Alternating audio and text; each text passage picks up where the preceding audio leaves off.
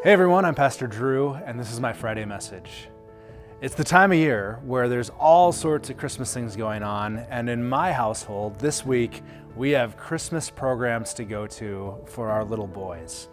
Now, presents, not the kind that you put under the tree, but being next to somebody, being with someone, your presence is important. Imagine if I were not present at the Christmas programs and our little boys looked out. It would be a big deal that they didn't see their dad there.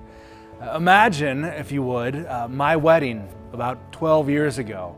Had I told my wife, Ashley, I love you so much, and let's meet this day to get married there at the golf course where we got married, and I didn't show up, it'd be a big deal.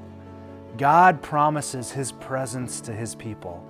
And in the book of Isaiah, we hear Him say that His presence is going to come without limits. You see, God had limitless presence with His people in the beginning. When He created Adam and Eve, when they were in the Garden of Eden, there were no limitations. He would walk in the evening and in the morning with them. But when sin entered in, there were limits on God's presence with His creation. And so God said, I don't want to live with limits. And He spoke by His word, saying that I will find a way to overcome the limits. And in the fullness of time, as it says in the book of Galatians, God sent His Son Jesus to break down the limitations between Himself and His creation. And so here in Isaiah 7, God gives a word, the Lord gives a word to Isaiah, and He delivers it. And He says, you'll know it by this sign, that the virgin will conceive, and she will give birth to a son, and will call him Emmanuel.